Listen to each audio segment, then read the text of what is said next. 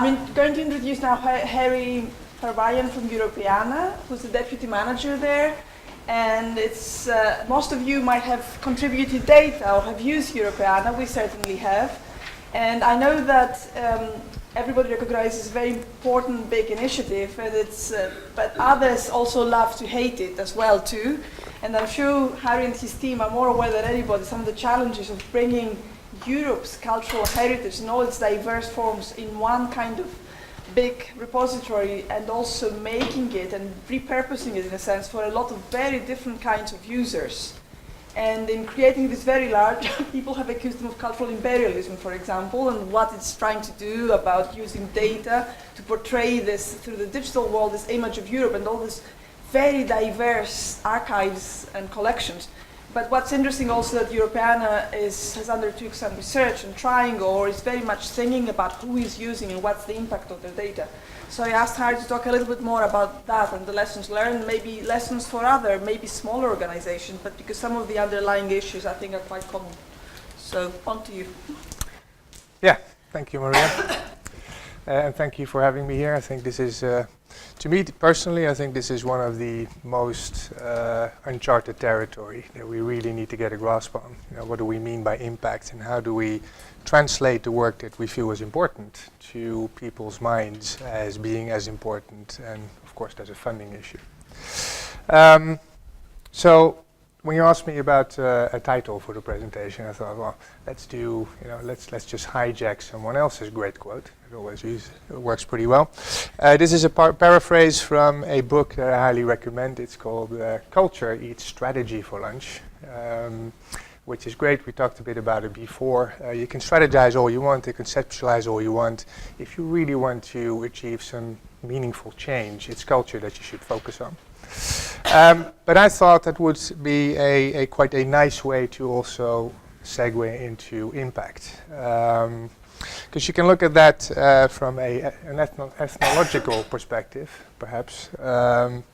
Eating something for lunch presumes that there's a bigger predator now on the scene, who's now eating the one who used to be really important.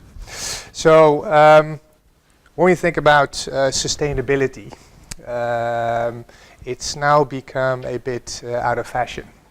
I think that's how we start looking at it. To me, it feels like you're trying to sustain something, which not necessarily means that you have proven why it's worth sustaining. So I think it's a bit more than just throwing out a banal term, orange is the new black. I think it also is an indicator how we start rethinking how we need to establish value in culture in particular. So if you say something like, we're going to assess impact, that may actually suggest that you actually know what you're talking about in 2016. We found at Europeana that we're not. We have absolutely no idea what this means. But it's really, really important to start understanding what it really does. To illustrate, I came out of Luxembourg yesterday, where we were having a discussion with the member states and the European Commission. Europeana is also a political project. And this is the one thing that people want to understand. Okay, so we're pouring money into this thing, and you can tell me all you want about the amount of data that you've accumulated. Why? Tell me why, in really clear terms, why this is important beyond the fact that the thing is there. So this is sort of the research challenge that we have at Europeana, and I'm assuming that many of you have exactly the same thing. So, to give you an idea of how we approach that problem, you need to understand a bit where we're coming from. So I'm going to show you a couple of minutes of a film that we made. We interviewed a couple of people in our network, and we asked them point blank, just armed with a camera and a couple of pencils, what's your dream? Why are you in this network of Europeana? So maybe sit back and listen to this.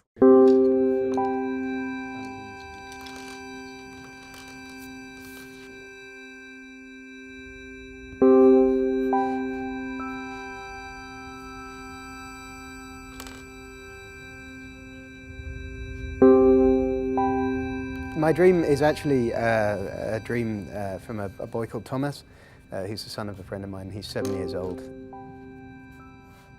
Thomas has all of the same worries that everybody has. He's worried about, falling in love. He's worried about his family.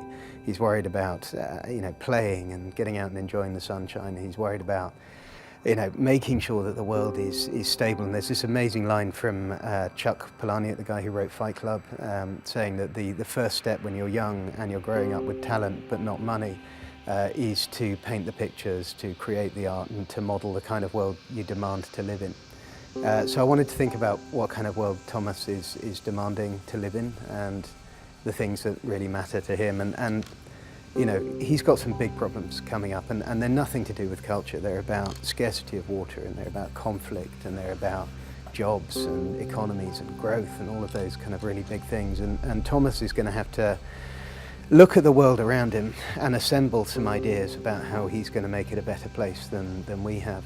And to me, that's what we're really doing. We're basically making a world so that Thomas can look at the whole totality of culture that came before him, the history and the art and the ideas and the natural world and all of the creativity, and he can assemble from that a picture of a better world that he can go on to make. And that's why Europeana is really important to me. It's not because I love computers or scanners or technology or any of that. It's that 100 years ago, Thomas would have been reading it in an encyclopedia. Thomas would have been lucky to get hold of a printed book. Today, it's not a choice we get to make. It's not a should we or shouldn't we do this. It's a moral obligation that if we're going to meet our duty to this guy and the 6 billion other this guys, then we have to do that job. That's what we're there for. All right.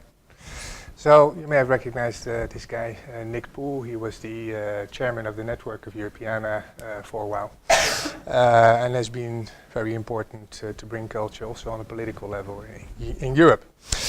So what is this for us? You can see more of that in dreams.europeana.eu. We asked a question. I think that was the starting point. So what do people really expect from this? And out of that came a pretty big mission statement. We want to transform the world with culture. Now, no wonder you may say that you've been accused of cultural imperialism. For someone who's mostly known as a metadata shop, that's quite an ambitious thing to say. And we're aware of that. We really are.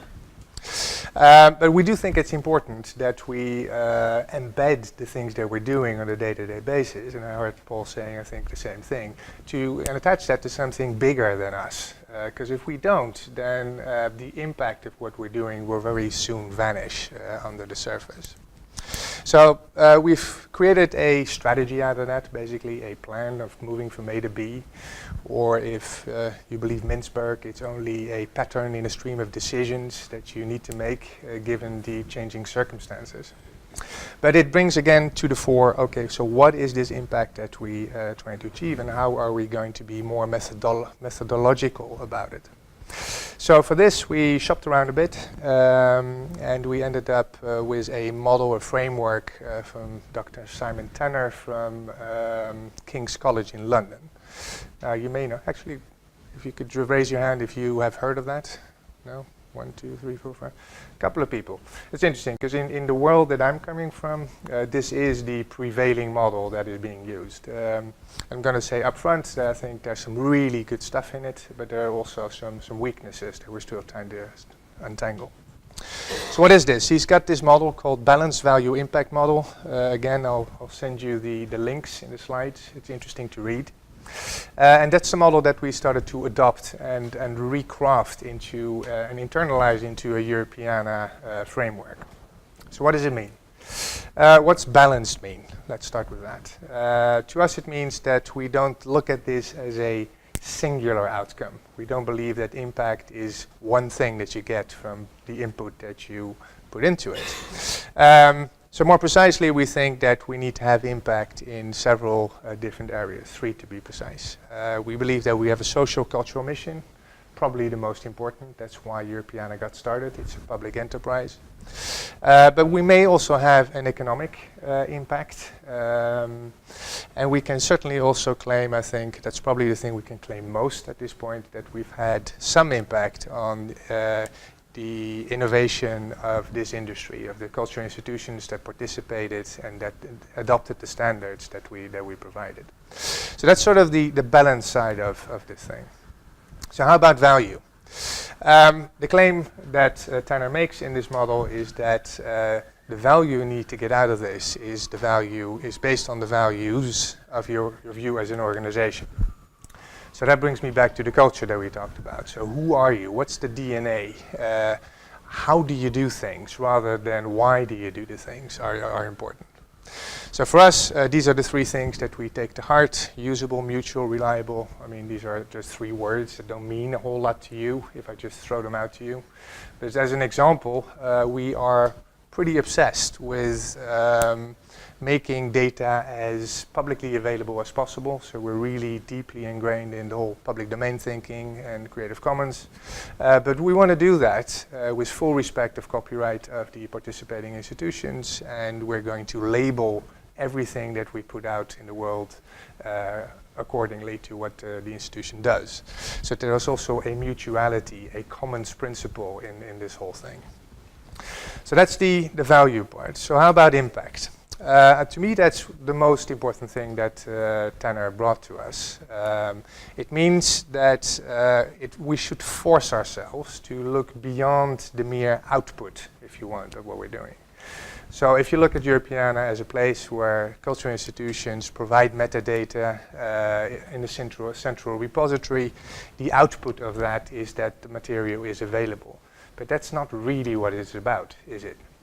I think the important thing is that you look beyond that. How has that impacted the lives of real people? What kind of change did that make happen? So these are three really important components of this model that we try to incorporate into one thing. There's a paper about this. Again, I invite you to look at that. It's on the Europeana professional website. But essentially it's this. Can we map the things that we're doing? And Europeana is quite a complex beast. We do a lot of different things. Can we map that against this as a mental model of what we're doing and why we're doing it? So if we do things that we think have economic impact, if are really apps created out of it, are new businesses started, or have we lowered the costs of the institutions or the participating creative industries? You could see the same thing. If we do copyright lobbying, and we go to Brussels, we spend resources on that, what does that really mean? Does that mean that the institutions in our network are now in a better place, a better position to actually do the job that they need to do? So that's our starting point. So far so good, I would say. I think until here I followed the whole thing and I could conceptually grasp it. We're now in the phase that we say, okay, that's great, but how do you measure that? How do you measure that? Because we've increased our problem space tremendously. We were a pretty good place when we just had metadata and people and measuring traffic. But now we're in a problem space that is way beyond that. So you could argue, and some do, that impact will show itself. This is a beautiful quote from someone you may know, Margaret Thatcher. Quoted that in a different form, but having impacts like being a lady, you have to explain you really aren't. Is that the way to look at the world? Well, I don't believe so. I think not in this world, not where we need to explain to Maria, but also to the European Commission what we're doing. You need to substantiate that. I'll come back to that in a minute. So we need data, but we're not good at gathering data. If you want to gather data, you're in a completely different world. You're in the data world of probably Paul, of statisticians, of data wranglers, not a world that I feel particularly comfortable with. So we started looking at, okay, is there a project where we can start to just test the waters? And we wanted to do that in our World War I project, which is slightly different from the usual things that Europeana does. It is really the organization of collection days across Europe, where we invite people to bring memorabilia from their attics that remind them of the First World War, usually in the form of pictures, photographs, diaries, helmets, things like that. And we digitize that and we collect their stories. And this is an area where we've always instinctively felt, oh, there must be impact there. People come from hundreds of miles around in the back of a bus to bring their memorabilia to a public library, to have it digitized, spend the whole Saturday doing that, sometimes waiting in line for hours. There's impact there. But how do we show that? So this was a couple of months ago that we started thinking about that, and we said, okay, that's great. We've got 2 of those collection days coming up, one in Prague and one in Poznan, which is in Poland. And we started thinking, how can we capture that? How can we capture impact and have something meaningful to tell? So we're still in the middle of that project, but I'd like to show you a couple of sort of very initial results of that.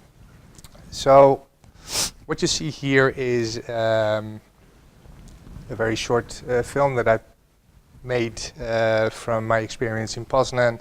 This is the grandfather of a lady I met there, Elżbieta Sobiak, which you see here in the middle. And she brought a number of photographs that she had in her family for, ever since the First World War. And she tells the story, as you can see, she's quite emotional about it. Unloading her story to us was a very important and big thing to her.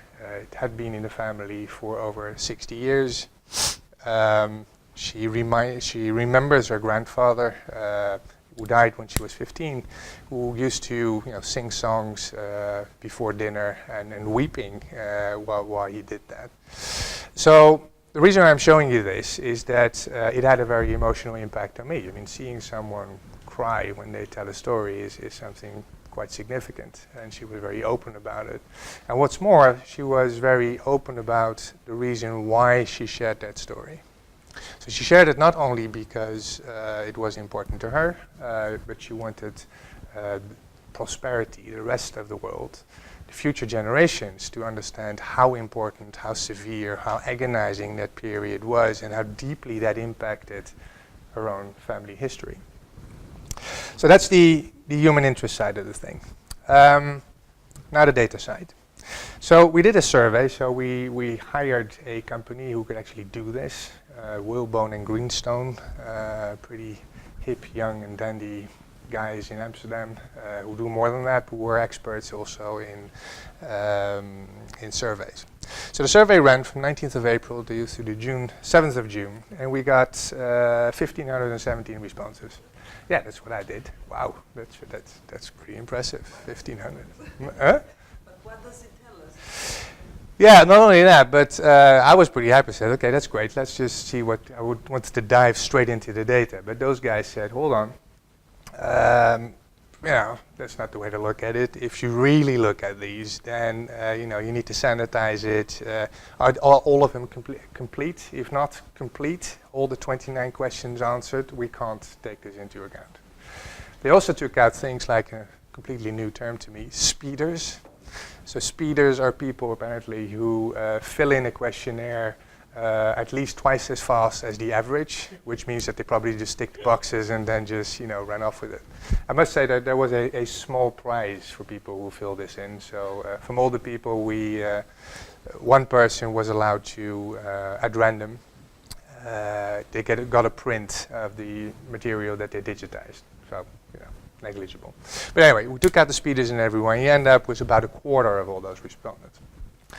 Now, do you still think that's a very significant number? I think it's pretty significant. 400 people, you can actually say something. In statisticians' terms, this is not representative, but it's indicative of what people actually think, your user base. Which makes sense if I tell you that in that period we had 68,357 people visiting the website, unique visitors. So then 393 is only 0.58% of the total population. So that means you can have a 90% confidence with a 40% margin that what you take out of this survey is actually close to the truth. Now, this still doesn't mean a whole lot to me, but I think let's move on into that data. So here I come to the point where I always think I'm a bit skeptical. It depends on what kind of questions do you ask and how do you ask them. And I think this was to me the weakest point in adapting Simon Tanner's framework literally. These come from an academic background. It's not always the type of questions you can ask a person on the street. And we really interviewed also people in a mall in Poznan and another mall in Prague. You can't just ask the same questions, can you? And secondly, of course, is how do you interpret the data? But I'm going to give you just a couple of things that we took out, and this was really yesterday, so still in the middle of the process. So, question: could you indicate on a scale of 1 to 10 how important Europeana 1914-1918 is to you? Was the question. Obviously, this was asked in the local language, Czech or Polish.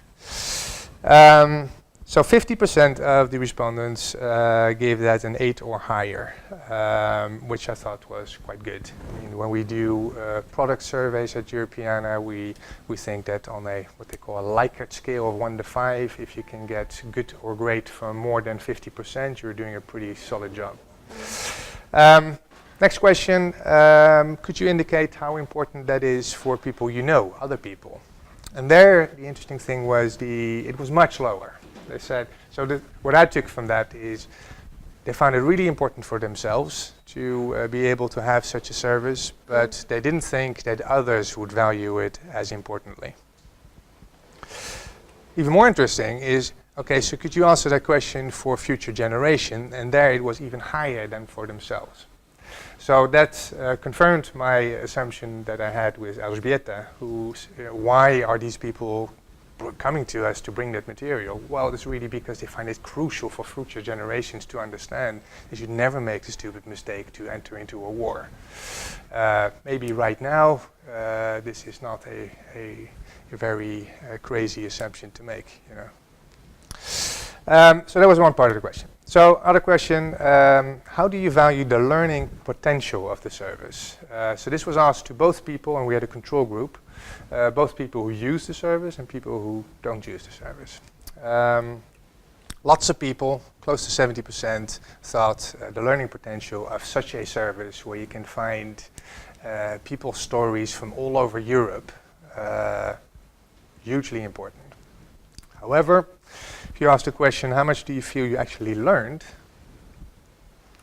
That's quite a disappointing one. So a lot lower, almost half of it lower. So from here I conclude that on a product level we have some work to do. This means that people had a higher expectations than they actually got on the site, and I can understand why. The potential is that you have the views from people across Europe, whichever side of the trenches you were living, but you only speak 1 or 2 languages, so you can't actually interpret all these other languages. So that's what we should be working on. This is message to my product team, go do your job and translate this whole thing, transcribe, translate, etc. How much does this service increase your understanding of World War I? Now here we're getting closer to what I assume is the utmost impact we could have with this. Through this endeavor, through all of these people bringing their material, putting it into a central database, making that available in school classes, etc., you would hope that people understand, never enter a stupid war. It doesn't matter if you're on this side of the trench or that, you all die, you all feel miserable, you all write letters to your home front, how painful it is and you want to go home. Is that actually true for the service we deliver? We got a 6.8 on average, close to a 7 on this. So the people who answered this question apparently feel that, yes, they feel reasonably connected to that idea.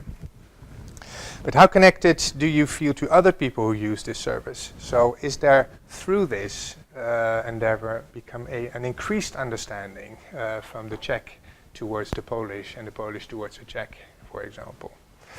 Slightly higher, lower, 52.7% gave us a 6 for that. I've yet to digest what that means, but still interesting. And then we came to the most difficult question, money. So this is one of those questions where I think, it's something that we need to understand, and I need to be able to express to people in Brussels, you're pouring money into this thing, Maria's pouring her resources into this thing. Is it worth it? Now that is a totally difficult question to answer. But nevertheless, we asked it. We said, what the heck, we're just going to do it. So we asked the question, how much money is the existence of Europeana 1914-1918 worth to you?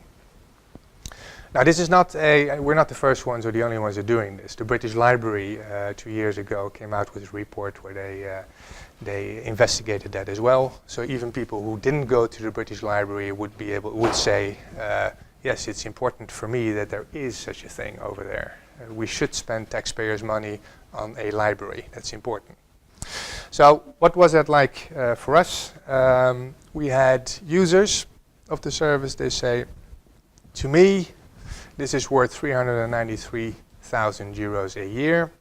Non-users said, this is worth to me a lot less. Now here I'm completely in the dark on how to interpret this. This is a very silly question to ask, I think. What does that mean?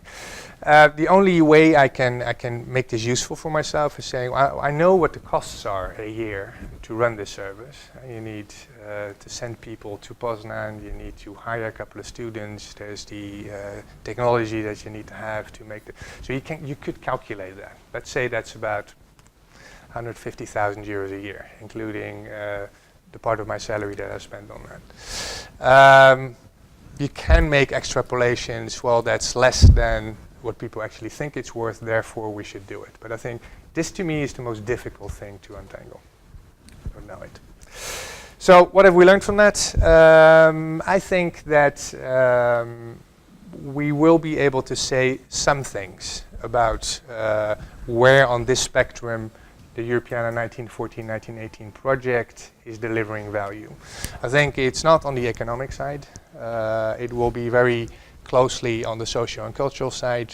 I think we get some pointers on where we need to improve our act in order to really lead to a deeper understanding. So those are the types of things that I hope to get out of it when we really get the data. What do we do with this? I think I'm going to make a short film out of this. So you'll see people who actually use the service, the Elżbietas of the world.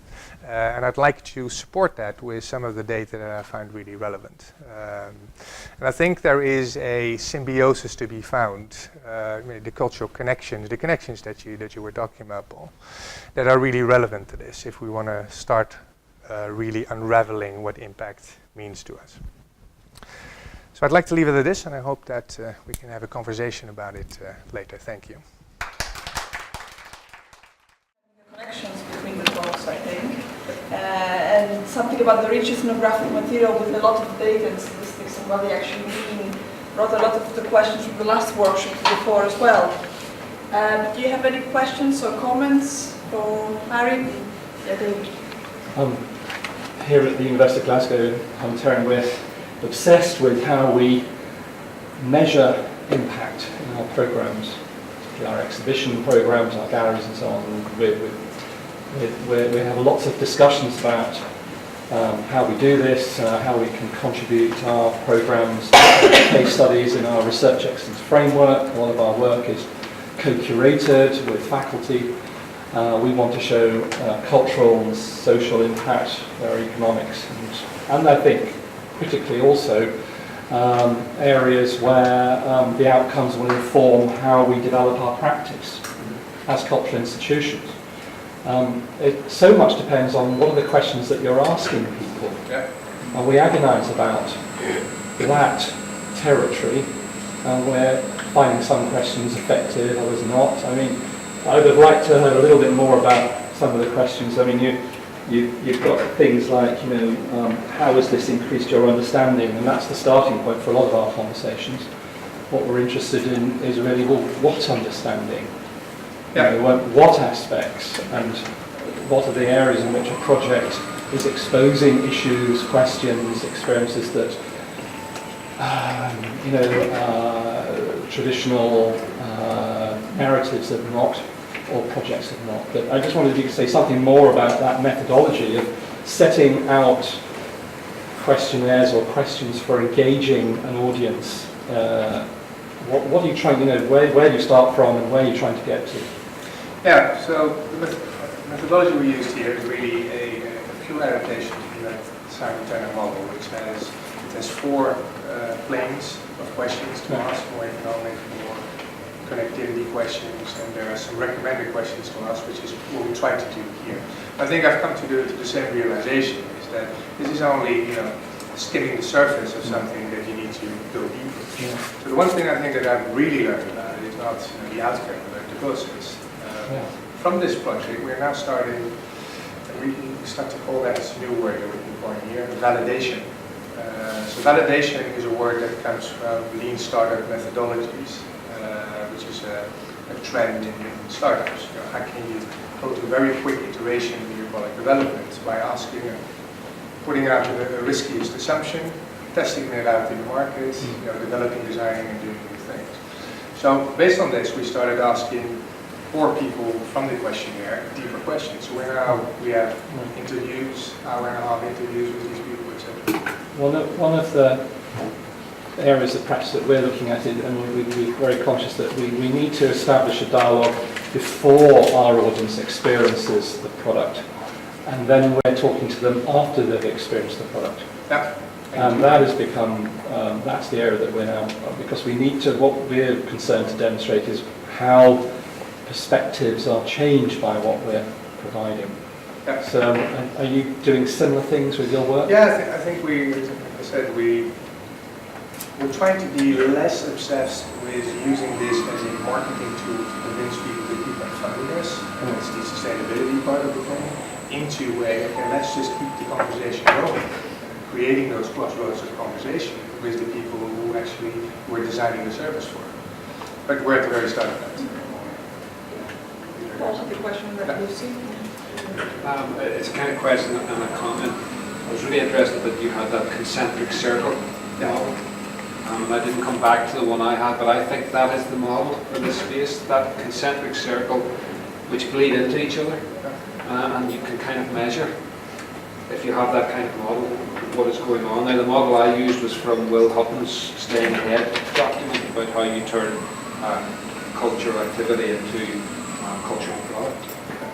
And that allows you to measure social capital as well as economic capital. And I think it's a very obvious thing to say, but on the impact front, we're actually trying to measure 2 types of impact. If you're in an institution, you're trying to measure ref impact.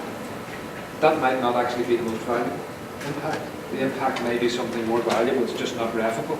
I mean, hopefully you'll forgive me for saying, we got 90% of our impact in the ref at 4-star. We have no idea how. And I'm not being funny or kind of self-deprecating. We've now had to go back and see why that happens. But we wouldn't see that as being our major impact. We wouldn't see that as being what's crucially impact. And in terms of making that impact, the best thing I've read on it recently is a book by the guy who runs Brewdog. The beer. Beer in Scotland, I think, actually. It's a book called Business for Punks. And where he says, do not sell a product, sell a culture. So you allow people to buy into the culture in order to buy the product. And you're right about getting that culture out before you sell the product. But I'm really interested in that concentric model. I think that is something we need to develop. Sorry, the things that you say, we notice here these. Yeah.